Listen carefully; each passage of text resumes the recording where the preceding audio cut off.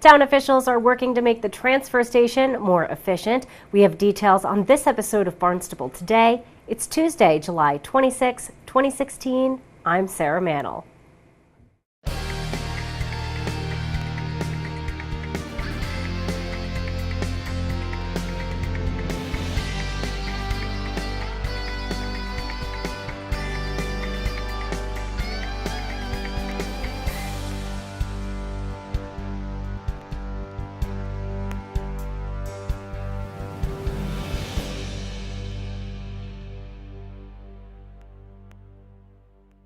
The Department of Public Works is looking for public input as it prepares for future changes at the Barnstable transfer station.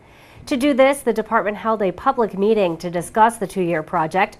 Consultant Mike White talked about why changes are needed. The facility that you have there, the transfer station, the recycling center off of Flint Street, was built in the early 1980s, back in the time when they were still landfilling at the landfill. And back then, as with every other community on the Cape, solid waste disposal was really the focus. It was not so much recycling. There was some recycling. It was in the 80s where the advent of recycling really began. And it was fairly simplified at first. And as you all know, today, it's a pretty extensive effort trying to get as much as possible out of the waste stream, recycling everything from glass, plastics, cardboard, paper, and all the other miscellaneous things. So that as those recycling initiatives came on board, that meant the facility had to adjust and accommodate those over the last 25 years. So what has happened is that today recycling is really much larger of an operations focus, and for all of you, a focus on how you do your disposal today than it ever was. And so therefore facilities need to be different in order to be able to accommodate all of that. As a result, because at the facility, and this is true for every transfer station facility you can go to on the Cape, it was always an add-on of a new piece of the recycling effort, then leaf and yard waste composting, for example, then construction demolition debris. So what has happened is that the facilities for recycling are, somewhat spread out, fit into the footprint of whatever facility has. And for example, this is your facility here, and you can see that this is, I'm just showing where the major activities are on the site. So as you come into the site, here's where your compactors are, where you drop your solid waste. But in terms of recycling, here's where your metals and your bulkies go. This is where construction demolition debris is going. Your leaf and yard waste gets transported back up in here.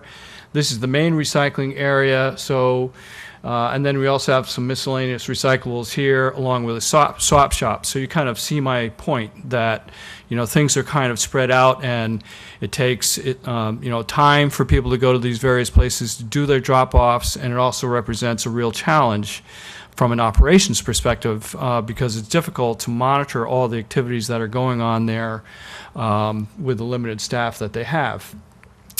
In addition, at the site, we have some facilities that are associated with the DPW. The salt shed is located right there next to your recycling area, as you know. There's a maintenance building that's there. So you have kind of this mix of activities that are going on there. And then to even further add to this situation is there's some buildings there that aren't even used, like the old metal conveyor building. There's an old weigh scale there and things of that nature.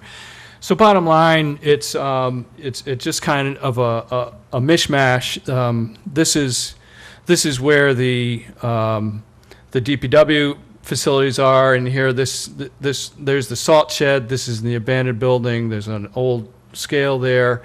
We also have a maintenance building for the transfer station staff. So again, it's a fairly spread out operation.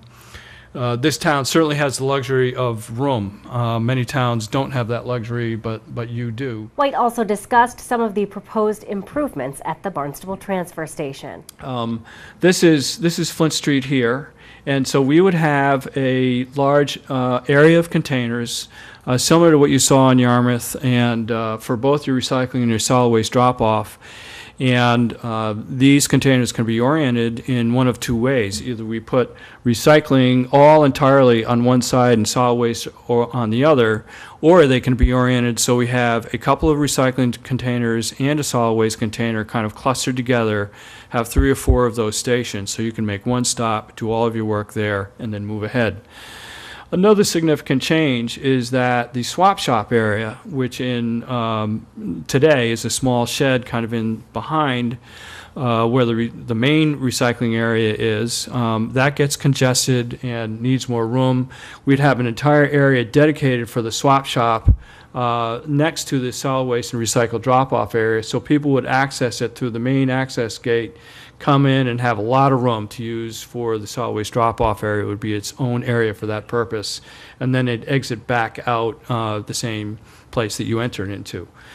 The other feature is that all of the bulky recyclables, so things like construction demolition debris, brush, mattresses, tires, those types of things, would all be collected in kind of this large area similar to what I showed you from the Chatham facility. And they would have some containers over in this area, so that would be a retaining wall, so there'd be some materials collected at that location, and you can see where bunkers could be created in order to receive certain waste streams. The leaf and yard waste composting area, which right now is up on top of the landfill back in this area, is constrained in size, so that entire operation is going to move down below in that flat area that you can see there.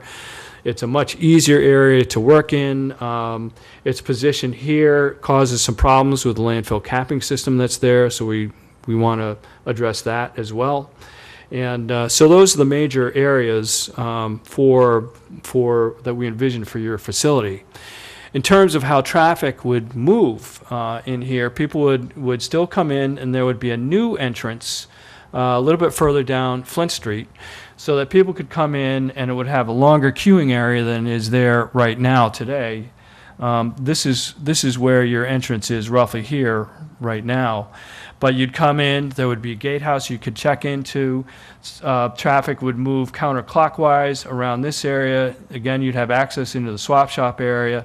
Then for people doing the bulky waste material, and generally those are different loads than for what you're doing with your weekly solid waste and recycle drop-offs, you would be coming in what is now the exit road for the facility. You come in separately where there would be a gatehouse with a weigh scale and the drop-off area, and then in addition we have the leaf and yard waste area back in here. The office would still remain at its current location there. And the other concept is that for those structures that are for DPW operations is to give them their own area behind everything that the public is using for solid waste and recycling drop-off. So there'd be the salt shed that's about in this position right now would move back into this area. The maintenance building that's about in this area would move back in here, so that the DPW can do their work without obstructing any of the public traffic that's working in that area, and flexibility to do whatever they need to do there. So in terms of how this would be done, we see this being done in generally 2 phases. The challenge is to make sure that the facilities remain open while things are being constructed, so that it's seamless as far as the public is concerned. So what we would be looking to do is to construct a temporary drop-off area for the solid waste. The existing recycling area would remain in use, but we would also relocate the bulky area so that it all goes into one area. What we're trying to do is to free up this entire area here, so that's where the majority of all our construction activities are going to occur.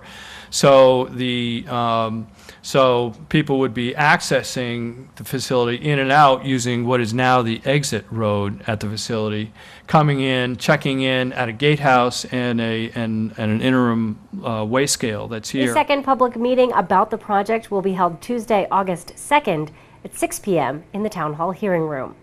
We'll be sure to tune in to our hour-long news program, Barnstable This Morning, weekdays at 8 a.m. On tomorrow's show, we will chat with Town Treasurer Deborah Blanchette. We'll talk with Town Clerk Ann Quirk. Plus, we'll have all the news and information you need. For Barnstable Today, I'm Sarah Mannel.